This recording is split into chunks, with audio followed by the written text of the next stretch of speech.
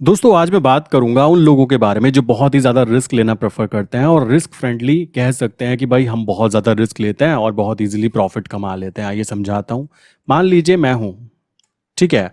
मैं कहता हूँ भाई मैं रिस्क लेना चाहता हूँ, बट अगर मेरे पास रिस्क लेने की कैपेबिलिटीज़ हैं तो पहली बात तो ये आती है, यहाँ पे मेरा दो तरीके से नेचर काउंट होगा। फर्स्ट विल बी लाइक अगर मैं रिस्क लेना चाहता हूँ तो मैं यहाँ पे ऑप्शन बाइंग की तरफ फोकस करूंगा। सेकंड विल बी लाइक अगर मैं रिस्क नहीं लेना चाहता देन मैं यहाँ पे सेलिंग की तरफ काम करने की कोशिश करूंगा। अब बात आती है कि मार्केट में 90% जो ट्रेडर होते हैं जो ऑप्शन बायर होते हैं और केवल 10% जो ट्रेडर हैं वो ऑप्शन सेलर होते हैं। अब आप एक चीज नोटिस करो कि कोई इंसान खरीद रहा है तो कोई इंसान बेचेगा ना। बेचने वाले केवल 10% है, मतलब 90 लोगों ने खरीदा और केवल 10 लोगों ने बेचा। समझ रहे हो, मैच किया ऑर्डर, इतना बड़ा ऑर्डर मैच हुआ।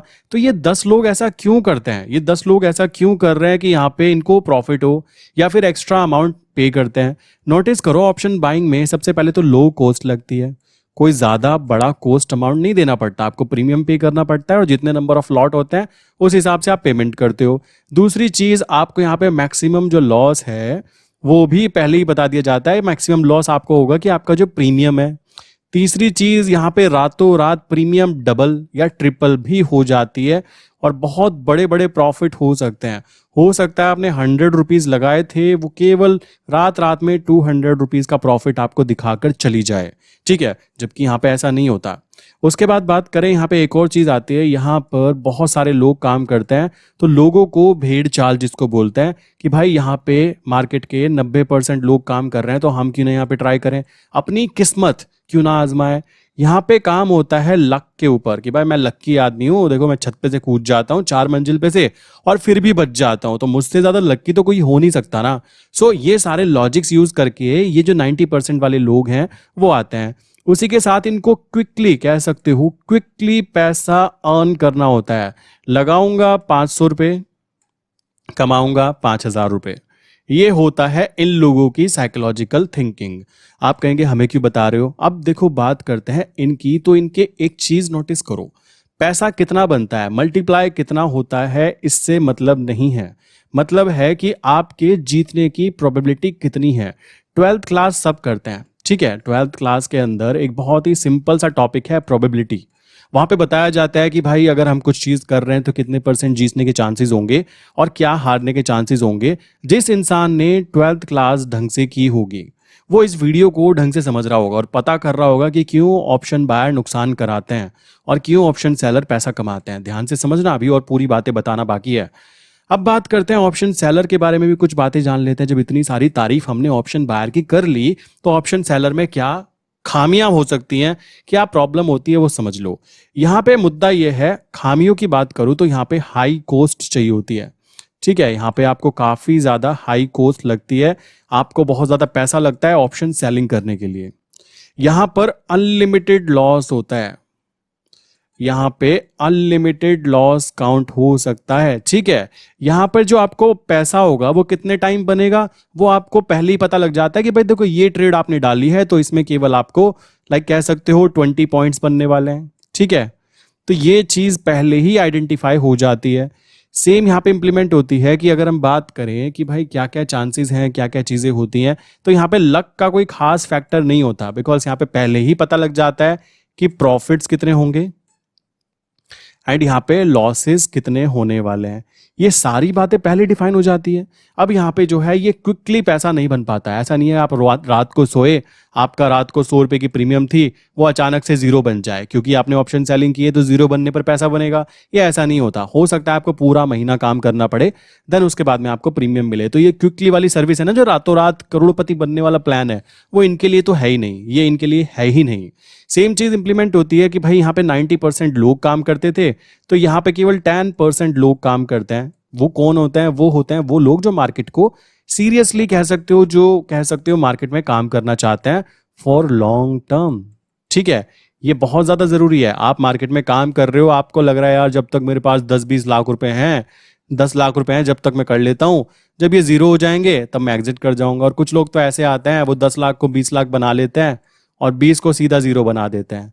हुआ क्या, कुछ नहीं, पैसा कहीं नहीं बना। यहाँ पे इसको लग गए कम से कम 2 साल। तो 2 साल की इन्वेस्टमेंट इस बंदे ने यहाँ पे कर दी विदाउट एनी रीजन। अब हुआ क्या यार, प्रॉफिट लॉस क्यों नहीं हो रहा है, क्यों 90% लोग प्रॉफिट नहीं कमा पा रहे हैं, केवल 10% कमा रहे हैं? ये इसके पीछे का लॉजिक था कि हाई कॉस्ट पे करनी पड़ती है। कॉमन सी बात है, अनलिमिटेड रिस्क होता है, हाँ उसको हम हेड पोजीशन क्रिएट करके हम इजीली इस अनलिमिटेड को अनकाट सकते हैं, लिमिटेड रिस्क बना सकते हैं, ठीक है।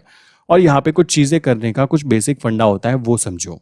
अब बात आती है कि भाई अगर हम काम कर रहे हैं, कॉमन सी चीज़ आती है मार्केट में काम करते हुए, कुछ प्रॉब्लम्स भी होंगी एंड कुछ प्रॉफिट्स भी होंगे। तो यहाँ पे हम देखते हैं कि कोई शेयर 200 रुपीज़ का है। 200 रुपीज़ का शेयर या तो ऊपर जाएगा या फिर नीचे जाएगा, यही तो होगा। प्लस या वो एक ही जगह पे पड़ा रहेगा। 3 कंडीशन काउंट होंगी।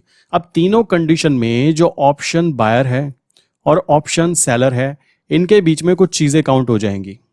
जैसे कि अगर मार्केट साइडवेज रहती है तो उस कंडीशन में किसको प्रॉफिट होगा? ऑप्शन मार्केट में जब हम सेल करते हैं तो प्रॉफिट किसको होगा? ऑप्शन सेलर को जो प्रॉफिट होगा साइडवेज मार्केट होने पर, जी हाँ साइडवेज मार्केट में प्रॉफिट होगा।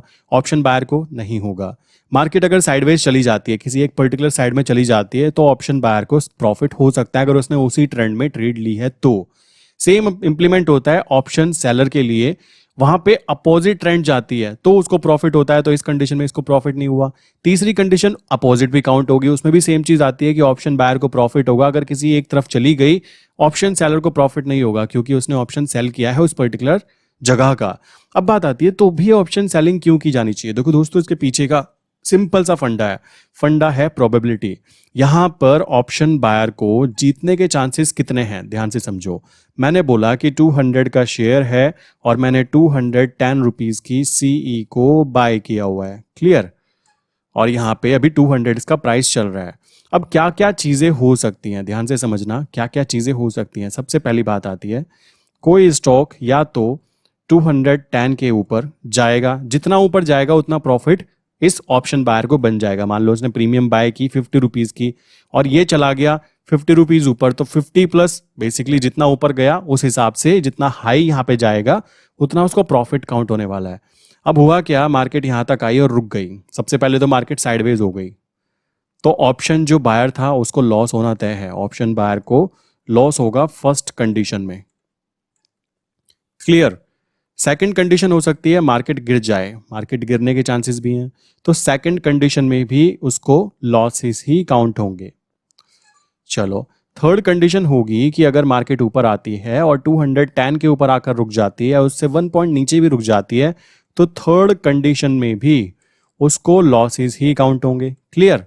अब बात आती है, अगर हम यहाँ पे हेज पोजीशन क्रिएट करते हैं, 210 को हम यहाँ पे बाय कर रहे हैं या फिर हम शॉर्ट कर रहे हैं, ऑप्शंस के बाद में सेलिंग करने के लिए बात करें अगर, ऑप्शन बाइंग में तो पता लग गया कि यहाँ पे क्या चांसेस हो रहे हैं। आपके चांस हैं कि आप 66% चांस है कि आप हारोगे, क्योंकि मार्केट या तो साइडवेज रहेगी या नीचे गिरेगी या जहां तक जाकर रुक गई वहां पे खाली प्रॉफिट तब होगा जब वो उस पर्टिकुलर प्रीमियम के ऊपर आना चालू होगा। तो एक कंडीशन है प्रॉफिट में जाने की, प्रॉफिट में जाने की केवल एक ही कंडीशन काउंट होती है जिसमें कि 33% चांस है कि वो ऊपर जाएगा और यहाँ पे हमें प्रॉफिट काउंट होगा, क्लियर।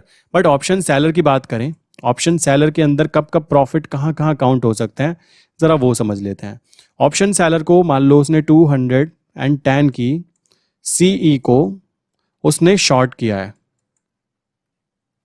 शॉर्ट करने के बाद में उसने हेज पोजीशन क्रिएट की है, क्या उसने 220 की सीई को बाय किया है, क्लियर। सो उस पर्टिकुलर कंडीशन में उसको जो प्रॉफिट्स काउंट हो सकते हैं वो प्रॉफिट्स क्या होने वाले हैं, ध्यान से समझना। प्रॉफिट ये होने वाले हैं कि उसने हेज पोजीशन क्रिएट की है, तो अगर मार्केट साइडवेज रही तो भी उसको प्रॉफिट होगा, मार्केट गिर जाती है तो भी उसको प्रॉफिट होगा, मार्केट उस पर्टिकुलर टाइम फ्रेम से ऊपर नहीं जाती तो भी उसको प्रॉफिट होगा। और उसको नुकसान तब होगा जब मार्केट बहुत ज्यादा ऊपर चली जाती है, और उसको जो नुकसान होगा वो भी प्री डिफाइन है, ठीक है। और जो उसको लॉस होंगे वो भी प्री डिफाइन है। तो इस हिसाब से देखा जाए तो 66% चांस है कि ऑप्शन सेलर जीत जाएगा क्योंकि उसने प्रॉपर वे में प्रॉपर स्ट्रैटेजी को फॉलो करते हुए काम किया। अब अगर ऑप्शन को हम देखें तो ऑप्शन में 90% लोग पैसा गंवाते हैं क्योंकि वो ऑप्शन बायर बन के बैठे हैं, और हम लोग इस बात को जानते हैं कि ऑप्शन बायर नुकसान कराते हैं, और फिर भी हम लोग जानने के बाद भी ऑप्शन बाइंग करने की तरफ सोचते हैं, चलो यार कोई नहीं, प्रीमियम का ही तो लॉस हो सकता है, उससे ज़्यादा क्या होगा। तो दोस्तों इस बात को समझ जाओ कि लॉसेस उससे बहुत ज़्यादा हो सकते हैं। अगर आप धीमे धीमे देखोगे तो आपका पैसा धीमे धीमे कम होता रहेगा और आपको आइडेंटिफाई भी नहीं होगा कि मेरा पैसा जा रहा है, धीमे धीमे जा रहा है बट जा रहा है। तो इस प्रॉब्लम को सॉल्व करने के लिए आपको ऑप्शन सेलिंग की तरफ ज़्यादा फोकस करना चाहिए। जो भी स्ट्रैटेजीज आप यूज़ करोगे या लर्न करोगे, अपना टाइम इन्वेस्ट करोगे, उस पर ध्यान दो कि आप केवल ऑप्शन सेलिंग की तरफ ही ज़्यादा ध्यान दो, क्योंकि ऑप्शन बाइंग में कोई ऐसी खास स्ट्रैटेजी काउंट नहीं होगी जो आपको प्रॉफिट पहुंचाए फॉर लॉन्ग टर्म। अगर आप लॉन्ग टर्म प्रॉफिट चाहते हो देन आपको ऑप्शन सेलिंग की तरफ ही काम करना चाहिए। आई विश कि आज की वीडियो के अंदर option buying and option selling पे एक छोटा सा टॉपिक समझाना था कि कभी भी ऑप्शन बाइंग करने की तरफ फोकस मत करो अगर आप हेज पोजीशन क्रिएट नहीं करना चाहते। ऑप्शन बाइंग सेम होता है एज एन टर्म इंश्योरेंस, ठीक है, जैसे टर्म लाइफ इंश्योरेंस होता है ना, कि अगर आपको कुछ हो जाता है तो आपकी फैमिली को एक अमाउंट मिल जाती है, और अगर आप जिंदे रह जाते हो तो कोई प्रॉब्लम नहीं है, वो पैसा गया बैंक के पास। तो एक्चुअल में हुआ क्या, वो टर्म लाइफ इंश्योरेंस की तरह ही होता है, ऑप्शन को बाय करना फॉर हेजिंग पर्पस, ठीक है। बट अगर मैं बोलूँ कि बस टर्म लाइफ इंश्योरेंस ना लूँ और मैं बेसिकली हेज ना बनाऊं, तो कल को जो मैंने ऑप्शन सेल किया है उसमें अनलिमिटेड रिस्क काउंट होगा। अगर कल को ये 210 की जगह 310 हो गया तो मुझे बहुत बड़ा नुकसान हो सकता है। तो इस चीज के बचने के लिए like as term life insurance हम लोग यहाँ पे लाइक कॉल को बाय कर लेंगे, जिससे हमें पहले ही पता लग जाता है कि मैक्सिमम एक्सट्रीम लॉस हुआ तो 10 रुपीज का होगा, और अगर मैक्सिमम जो प्रॉफिट होने वाला है वो केवल 5 पॉइंट का होने वाला है, तो अगर हमें 5 पॉइंट जीतने के चांसेस कह सकते हो 66% है और हारने के चांसेस केवल 33% हैं। तो अगर आप मैथ को फॉलो करते हो तो कॉमन सी बात है आप इस ट्रेड को ले लोगे, और लेने के बाद में आपको प्रॉफिट काउंट होने के चांसेस भी हाई हैं, कॉमन सी चीज़ है।